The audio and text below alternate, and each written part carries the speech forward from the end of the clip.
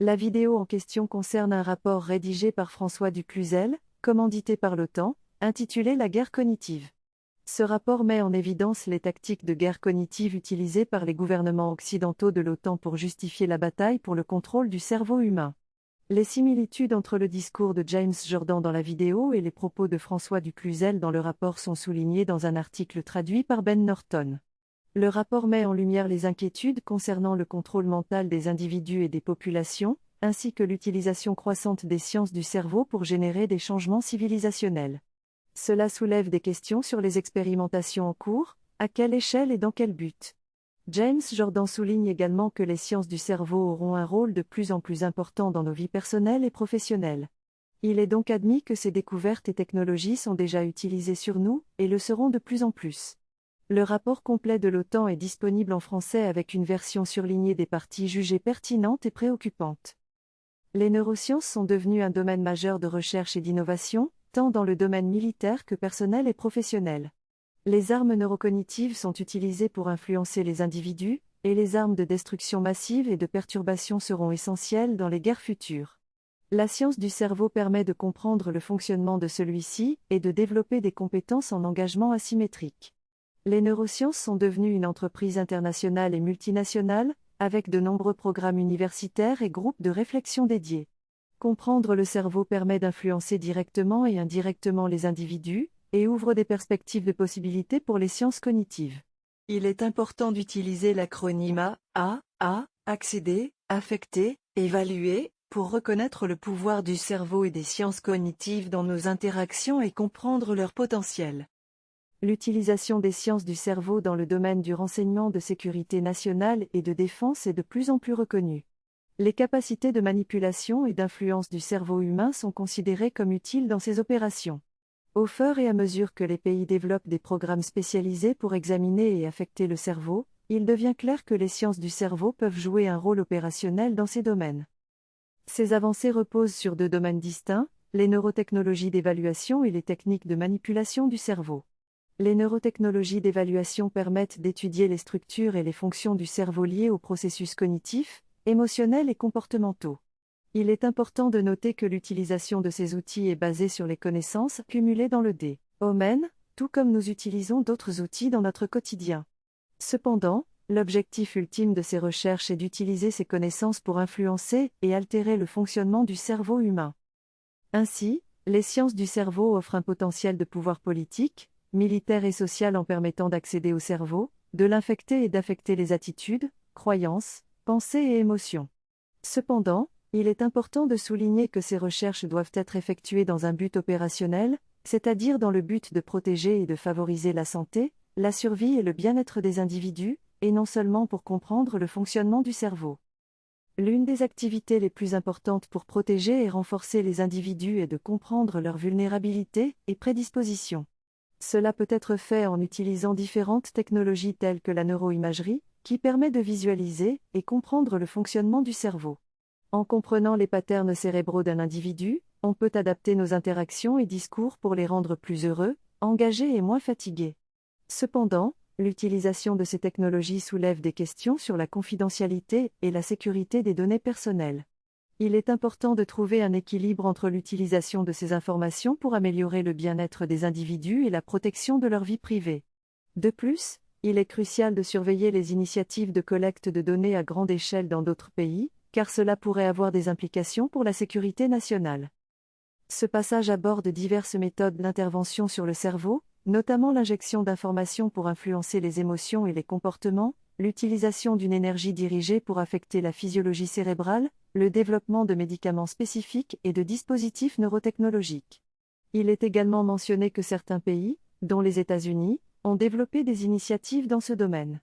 L'objectif serait d'améliorer les performances individuelles ou de créer des armes de précision. Toutefois, il est souligné que les réglementations actuelles ne sont pas suffisamment détaillées pour accompagner ces avancées scientifiques. Les éléments mentionnés peuvent être utilisés comme des armes pour lutter contre les autres. Selon l'Oxford Poll, cela signifie influencer leur comportement et leurs pensées afin de les rendre plus dociles à nos actions.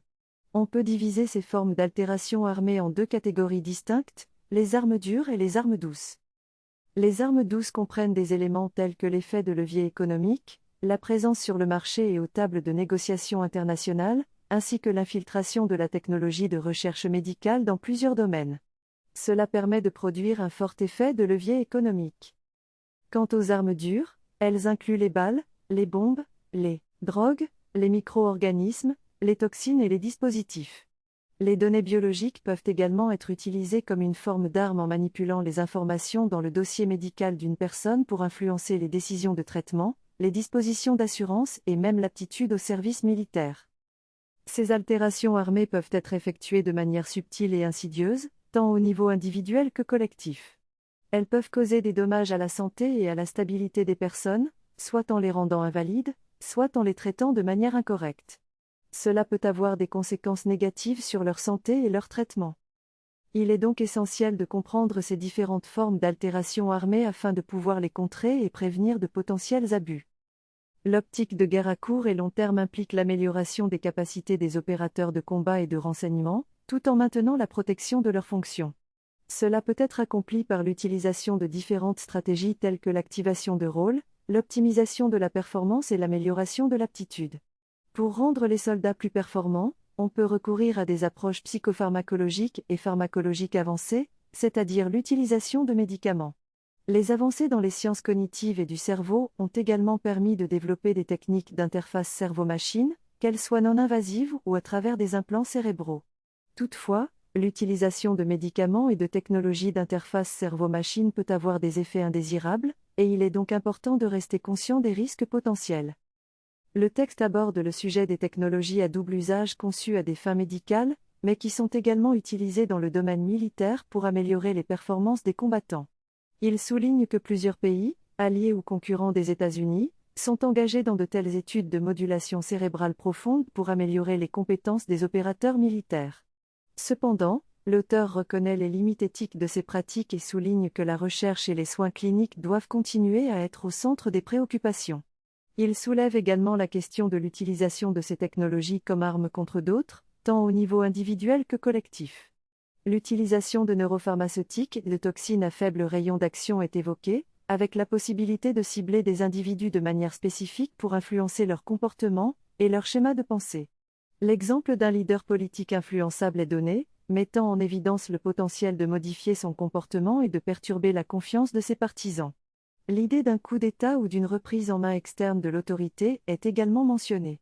En conclusion, l'auteur souligne la nécessité de prendre en compte les considérations éthiques et les différentes cultures et philosophies à l'échelle mondiale dans l'utilisation de ces technologies. Dans ce paragraphe, l'auteur évoque des agents qui permettraient de cibler spécifiquement une personne, de changer ou d'éliminer cette personne avec peu de traces et de pouvoir partir rapidement. Il mentionne également la possibilité de créer de petites quantités de ces agents pour des interventions spécifiques, même dans des endroits où elles ne seraient normalement pas autorisées. L'auteur suggère l'utilisation d'agents microbiologiques modifiés génétiquement pour provoquer des effets à grande échelle. Il explique que ces agents pourraient être introduits dans différentes localités pour provoquer des maladies chez certaines personnes, puis revendiquer la responsabilité de l'épidémie. L'auteur souligne que ces agents pourraient causer des symptômes à la fois neurologiques et psychologiques, créant ainsi une inquiétude généralisée. Il mentionne la possibilité de saturer le système de santé publique et de rendre l'infrastructure du pays vulnérable. L'auteur suggère que de telles actions pourraient être utilisées pour perturber et neutraliser des individus ou briser la confiance économique, politique et sociale dans une région spécifique du monde. Dans cette discussion, il est soulevé la possibilité d'utiliser des nanomatériaux pour créer des armes invisibles et indétectables. Ces matériaux peuvent être disséminés sous forme d'aérosols et pénétrer dans le système vasculaire pour atteindre le cerveau. Cela pose des risques pour la sécurité du personnel diplomatique, qui est vulnérable à de telles menaces. Si ces nanomatériaux étaient utilisés de manière malveillante, ils pourraient être déployés à grande échelle lors d'activités publiques, pendant des entretiens ou dans des lieux bondés. Ce scénario soulève des défis mais aussi des opportunités en matière de neurosciences et de technologie. Il est suggéré que plusieurs acteurs, y compris des États-nations et des groupes non étatiques, financent des recherches dans ce domaine. La lutte pour le droit et l'honneur, ainsi que la préservation de la sécurité nationale, sont des motivations mises en avant dans ces engagements. Cependant, il est souligné que des interdictions de telles recherches ont été levées dans certains cas, ce qui soulève des préoccupations éthiques. La proposition de l'Union européenne sur le cerveau humain est de développer des recherches dans ce domaine, mais en veillant à ce que ces avancées ne soient utilisées qu'à des fins pacifiques. Cependant, cela pose un défi car si certaines personnes utilisent ces connaissances de manière militaire, elles pourraient avoir un avantage sur ceux qui choisissent de les utiliser de manière pacifique. Il est donc nécessaire de débattre de la manière d'apprécier les risques et les menaces que le progrès des sciences du cerveau présente en termes de militarisation. Certains ont également proposé des efforts gouvernementaux pour mieux comprendre ces risques et prendre des mesures de préparation.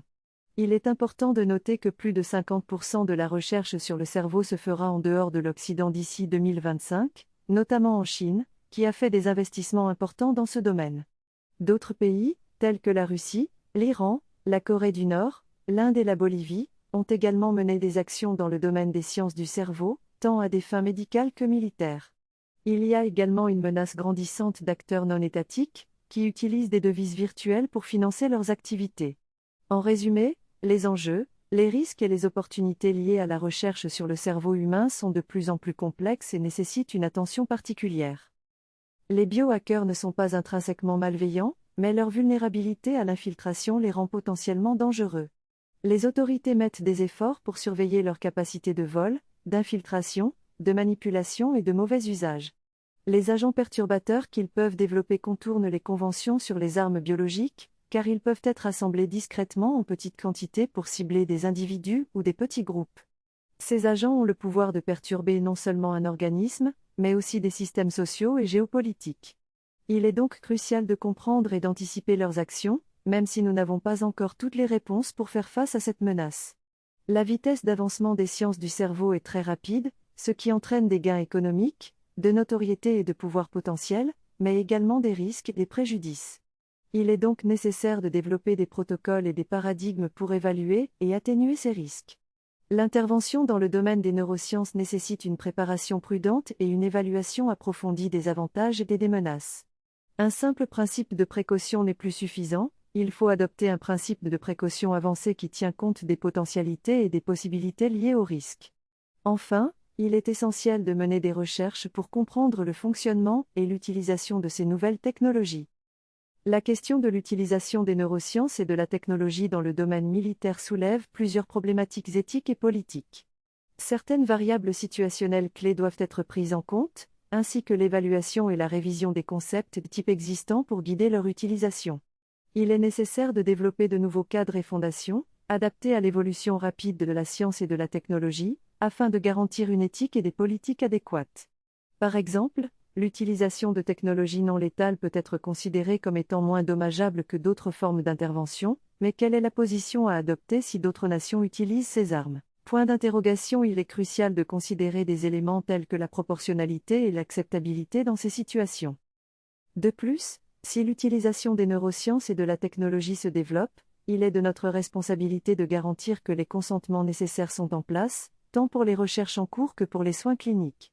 Les États-Unis et leurs alliés ont également le devoir d'adopter une attitude morale irréprochable dans le développement et l'utilisation de telles armes, car cela peut influencer d'autres pays à suivre les mêmes pratiques. La transparence est primordiale pour la politique et les opérations militaires, même si certaines informations doivent rester confidentielles. En garantissant une transparence relative, guidée par l'éthique civile, nous pouvons assurer que les institutions civiles participent à la recherche et au développement dans le respect des principes éthiques et des objectifs politiques. Le développement des neurosciences et des technologies biomédicales soulève des questions éthiques et de sécurité. Il est essentiel de différencier ceux qui utilisent ces avancées pour le bien-être de l'humanité de ceux qui en tirent profit pour des motifs belliqueux. L'éthique civile et militaire doivent être prises en compte, ainsi que les conséquences sur les traités internationaux et les lois régissant l'utilisation de ces instruments. Il est nécessaire d'établir un dialogue mondial pour réguler et encadrer ces développements. Nous sommes dans une position délicate en ouvrant cette boîte de Pandore, et il est crucial de naviguer prudemment et de prendre des décisions éclairées pour préserver l'intégrité et le bien-être de l'humanité. Avec le pouvoir vient la responsabilité, comme le dit si bien la célèbre phrase. Dans son discours, l'orateur souligne l'importance croissante des sciences du cerveau dans notre société. Il affirme que ces sciences sont de plus en plus intégrées dans tous les domaines, y compris le combat, les soins de santé et les interactions entre individus.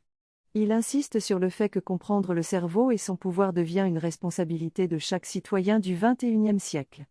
Il conclut en partageant une histoire personnelle sur l'importance de mesurer 2 fois avant de couper une fois, soulignant ainsi le besoin d'utiliser les sciences du cerveau de manière prudente et éthique. Il propose également des ressources pour approfondir le sujet.